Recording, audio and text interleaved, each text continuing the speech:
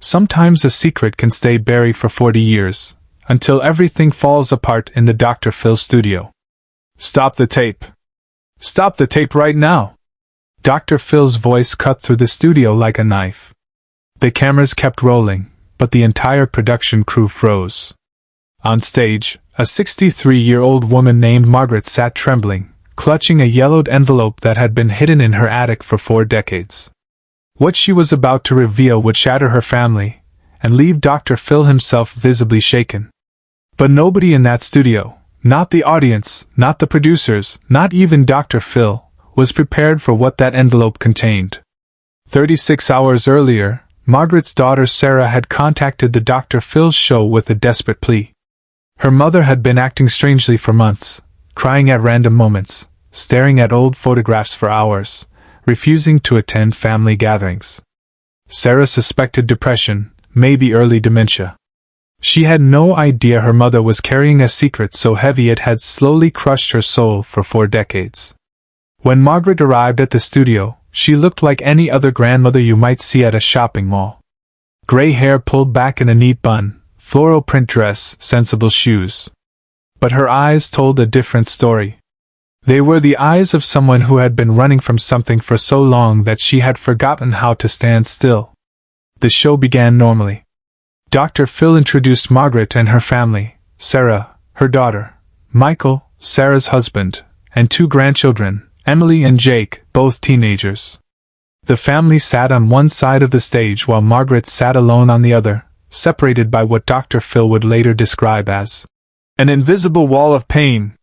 Margaret, Dr. Phil began in his signature direct style. Your daughter tells me you've been struggling. Talk to me about what's going on. Margaret's hands shook as she reached into her purse and pulled out the envelope. It was old, the paper brittle and discolored with age. Written on the front in faded ink were 2 words. The truth. That's when Dr. Phil saw something in her face that made him lean forward. In 30 years of doing this show, he had learned to recognize the look of someone standing on the edge of a confession that would change everything. What's in the envelope, Margaret? Dr. Phil asked gently. My whole life, she whispered. Everything I've been running from. The studio went completely silent. The audience, usually eager to react, seemed to sense they were witnessing something profound. Sarah reached for her husband's hand, suddenly afraid of what was coming.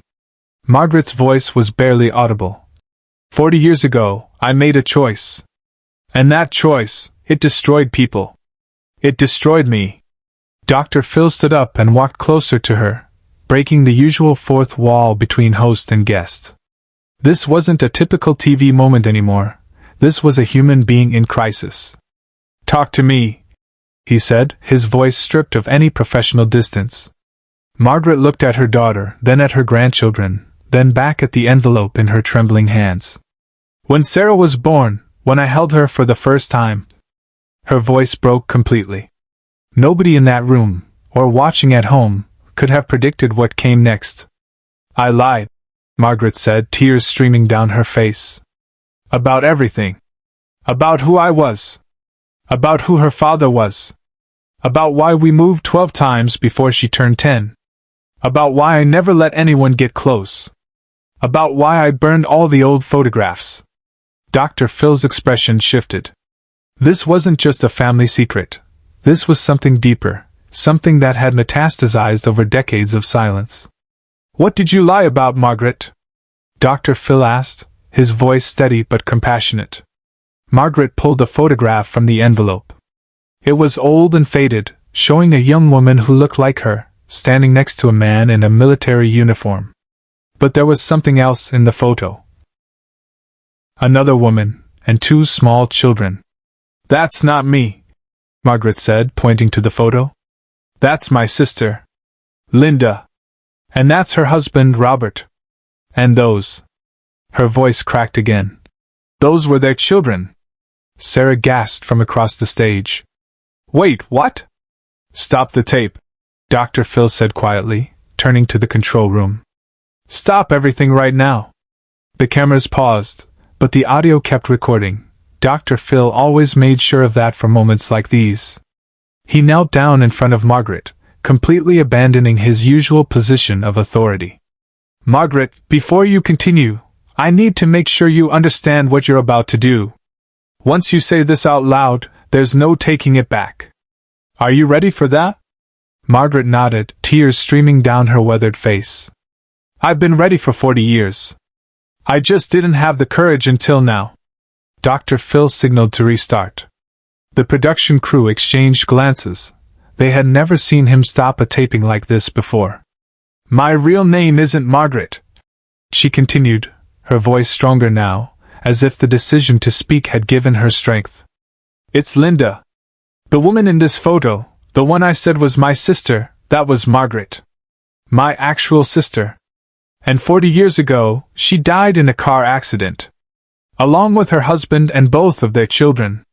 The studio seemed to hold its collective breath. Sarah's face had gone pale. Mom, what are you saying? Subscribe and leave a comment, because the most powerful part of this story is still ahead. I was supposed to die in that accident too, Linda continued, using her real name for the first time in 4 decades. We were all in the car together, Margaret, Robert, their kids, and me. But I had gotten out at a gas station to use the bathroom. I watched the car drive away. And 15 minutes later, I got the call that they'd been hit by a drunk driver. All 4 of them. Gone. Just like that. Dr. Phil's face showed rare emotion. This was a trauma beyond what most people ever experience. And then what happened? I broke, Linda said simply. Completely broke. I couldn't handle the guilt of being alive when they weren't. I couldn't face my parents, knowing I was the one who survived. So She looked at her daughter with desperate eyes. I became Margaret. I took her identity. Her social security number. Everything. And I disappeared. Sarah stood up, her legs shaky. So, you're not my mother? No, Linda whispered. I am your mother. But I gave birth to you under your aunt's name. I've been living as Margaret for 40 years. And every single day, I've carried the weight of that lie. But what Dr. Phil said next, and what he did, is something no one in the studio expected. Dr. Phil looked directly into the camera, then back at Linda. Hold on. He walked off stage straight into the wings where his producers stood. The audience could hear his voice. Get me Steve on the phone. Now. And contact the Family Services Department. He returned to the stage with his phone in hand and a determination in his eyes that the regular viewers recognized. This was Dr. Phil in full intervention mode. Linda, he said, using her real name with deliberate care. What you've just done took more courage than most people can imagine. You've been carrying the weight of 4 deaths, survivor's guilt, identity theft, and the fear of discovery for 40 years. That's not living, that's slowly dying. He turned to Sarah. And you just found out your mother isn't who you thought she was. But here's what I need you to understand. That woman sitting over there has been your mother every single day of your life. She changed your diapers, kissed your scraped knees, stayed up when you were sick. The name might be different, but the love? That's real. The audience erupted in tears. Several people stood up, overcome with emotion. Dr. Phil raised his hand gently. But we're not done yet, he continued. Linda, you've broken federal law. Identity theft, even of a deceased person, is a crime. Do you understand that? Linda nodded, her face resigned. I know. I've known for 40 years. Every time I showed my ID, every time I filed taxes, every time I celebrated Margaret's birthday instead of my own, I knew. Dr. Phil pulled a card from his jacket pocket and handed it to her. That's the contact information for a federal attorney I've worked with for years. He specializes in cases like yours, and yes, there have been others. Not many, but some. You're going to call him today. Not tomorrow. Today. He turned to the audience. Here's what most people don't understand about identity theft in cases of profound trauma. The legal system has provisions for this. It's not simple, and it's not easy, but there is a path forward that doesn't end with her in prison. Off camera, Dr. Phil made a choice no producer expected. He canceled the rest of the day's taping and dedicated the entire episode to Linda's story. For the next 2 hours, most of which would never air on television, Dr. Phil sat with Linda, Sarah, and the family. He brought in a trauma specialist, a legal expert, and a family therapist. The cameras were turned off for the most intimate parts, but the transformation in that room was visible to everyone present. Sarah eventually crossed the stage and sat next to the woman she'd known as her mother all her life. "I don't care what your name is," she said through tears. "You're still my mom. And we're going to get through this together." The two women embraced while Dr. Phil watched, his own eyes wet. In that moment, the envelope that had held the secret for 40 years lay forgotten on the floor, its contents finally released, its burden finally shared. Dr. Phil picked up the envelope and held it. "This," he said to the audience, "represents 40 years of fear, shame, and isolation. But it also represents something else. The human capacity to survive unimaginable trauma, even if the methods we use aren't perfect." Linda made a choice out of desperation, pain, and mental anguish. Was it the right choice? No. Was it an understandable choice? Absolutely. But what happened in the weeks that followed is what truly defines this story. Dr. Phil's legal team worked directly with federal prosecutors. They presented Linda's case not as simple identity theft, but as a complex trauma response to catastrophic loss. Psychological evaluations, testimony from trauma experts, and the unique circumstances of the case all played a role. 3 months later, Linda reached a plea agreement. She would pay restitution to the Social Security Administration, undergo mandatory therapy, and perform community service. But she would not go to prison. The judge, in an unusual move, cited the extraordinary emotional duress and the lack of malicious intent in his ruling. More importantly, Linda began the legal process of reclaiming her true identity while preserving her relationship with her daughter. It was complicated. 40 years of paperwork, legal documents, and records all had to be corrected. But she was finally, truly, herself again. Share and subscribe. Make sure this story is never forgotten. 6 months after the taping, Linda and Sarah returned to the Dr. Phil show for a follow-up. The transformation was visible. Linda, no longer hiding behind Margaret's identity, looked 10 years younger. The weight that had been visible in her eyes was gone. "How does it feel?" Dr. Phil asked. "To finally be yourself?" Linda smiled, a genuine smile this time. "Like I can finally breathe. For 40 years, I felt like I was drowning. Every day was a struggle to remember which version of myself I was supposed to be. Now, even with all the legal complications, even with all the work ahead, I'm free." Sarah added, "We've had to relearn some things. I've had to start calling her Linda instead of Margaret. We've had to explain everything to my kids. But the truth? It brought us closer. Because now we're building our relationship on honesty instead of fear." Dr. Phil pulled out the worn envelope from his desk drawer. He had kept it. This envelope held a secret. But once that secret was released, it became something else. It became a symbol of courage, of transformation, of the power of truth. He looked directly into the camera. If you're watching this and you're carrying a secret that's destroying you, whether it's been 40 years or 40 days, I want you to understand something. The truth will set you free, but first it will probably terrify you. That's okay.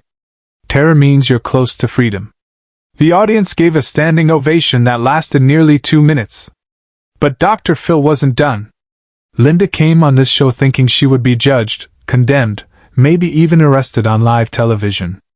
Instead, she found understanding, legal help, therapeutic support, and a path forward. That's what this platform is for. Not to shame people for their mistakes, but to help them find a way through the darkness. The legacy of this episode extended far beyond one woman's secret. Within weeks of the episode airing, the Dr. Phil show received over 15,000 messages from people carrying similar burdens, not necessarily identity theft, but secrets that had calcified into prisons of their own making. The show created a special hotline and resource center specifically for people dealing with long-term secrets and trauma. Linda herself became an unexpected advocate. She began speaking at trauma survivor groups, sharing her story not to encourage others to break the law, but to illustrate the devastating psychological impact of unprocessed grief and the importance of seeking help before desperate measures seem like the only option. The legal community took notice too. Several law schools began using Linda's case as an example in their criminal law courses. Not to excuse illegal behavior, but to demonstrate how the justice system can balance accountability with compassion when dealing with trauma-induced crimes. Years later, Dr. Phil would say this episode changed how he approached his work. Linda's case reminded me that sometimes the most profound pain is the pain we inflict on ourselves trying to escape other pain. He reflected. The secret wasn't just about identity theft. It was about a woman who felt she didn't deserve to live when 4 people she loved had died. The episode won a Daytime Emmy. But more importantly, it changed lives. The hotline Dr. Phil set up has helped over 50,000 people in crisis. Many cite Linda's courage as the catalyst for their own healing. Linda and Sarah now run Unburdened, a non-profit supporting people carrying trauma-related secrets. They work with therapists and legal experts to help people find safe ways to address hidden truths. The worn envelope still sits in Dr. Phil's office, framed behind his desk. It reminds him that every person who walks onto his stage is carrying something. His job isn't to judge them, it's to help them set it down. Linda's final words captured everything. For 40 years, I thought if people knew the truth, they would hate me. But they understood me. They helped me. Dr. Phil didn't just give me a platform to confess, he gave me a path to redemption. The cameras faded to black, but the impact of that envelope, and the courage it took to open it, continues to ripple outward, freeing people from prisons of their own making, one truth at a time.